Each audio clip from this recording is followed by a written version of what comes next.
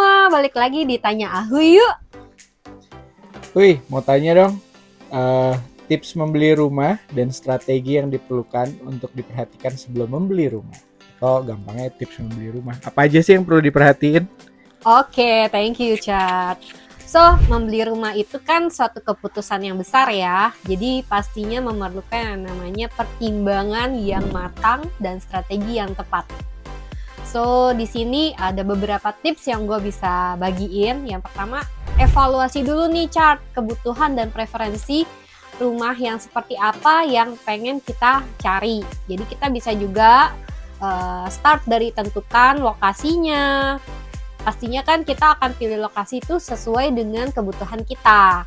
Jadi seperti misalnya kita mau deket dengan tempat kerja, kemudian deket sekolah anak, ataupun fasilitas umum lainnya.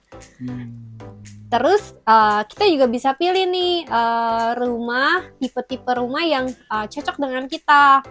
Apakah kita senang rumah yang ada tapaknya, atau kita senang apartemen yang simple, yang sudah ada semua fasilitas di dalamnya, ataupun townhouse, jadi kayak udah sekumpulan kayak komplek yang asri, yang adem, seperti itu. Itu tips yang pertama.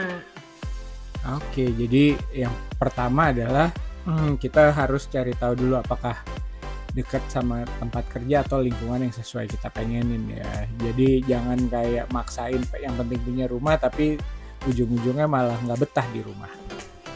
Yes, betul banget. Nah, yang kedua nih, kita perlu periksa nih kondisi keuangannya kita juga. Jadi kita evaluasi juga anggaran untuk budget beli rumahnya seperti apa. Jadi hitung kira-kira berapa banyak uang yang dimiliki untuk membayar uang muka dan cicilan bulanan. Kemudian periksa lagi kredit, pastikan juga skor kredit kita itu baik agar ketika kita mengajukan bunga pinjaman itu lebih rendah.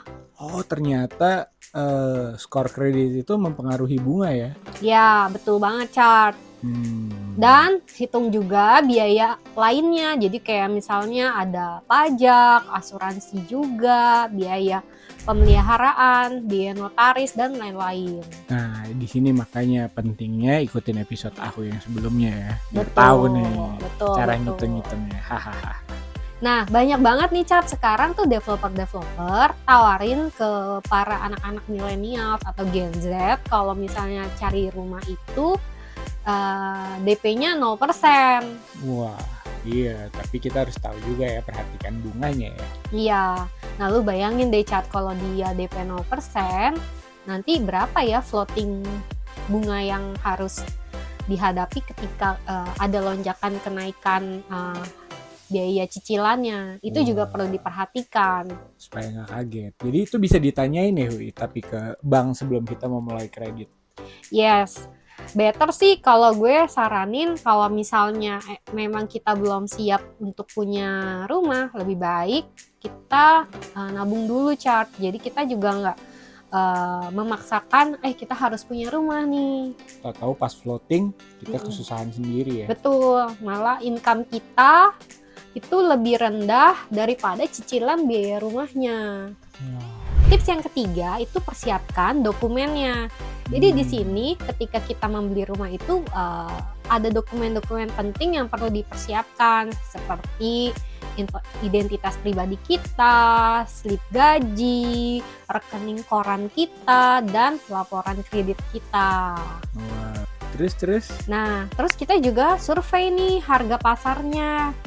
Jadi kita bisa lakukan riset harga pasar yang ada di lokasi tersebut. Jadi misalnya kira-kira kalau di area Tangerang, area BSD, Bintaro, Jakarta itu berapa sih harga rata-ratanya. Jadi kita juga bisa punya gambaran yang jelas untuk kita tentukan di mana kita mau beli rumahnya.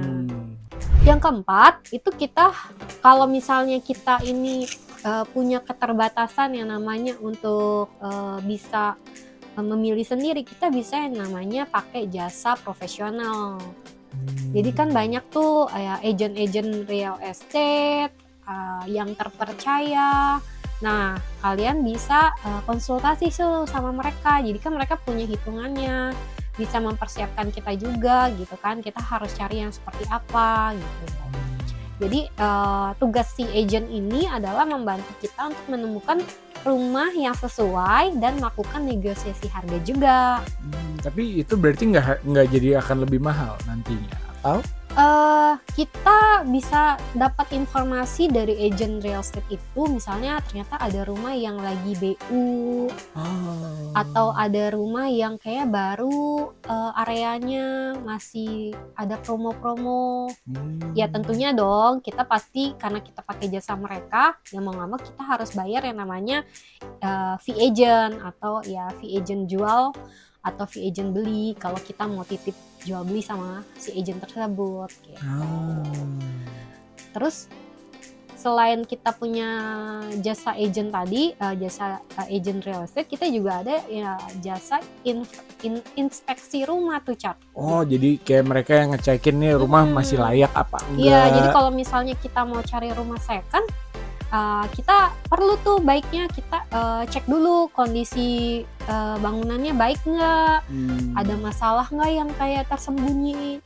Ya.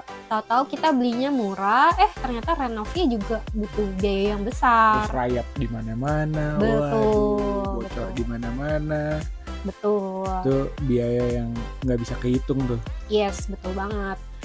Nah, yang berikutnya pahami juga proses pembelian, Chart. Jadi kan pastinya ada penawaran dan negosiasi kan terhadap satu rumah yang kita inginkan.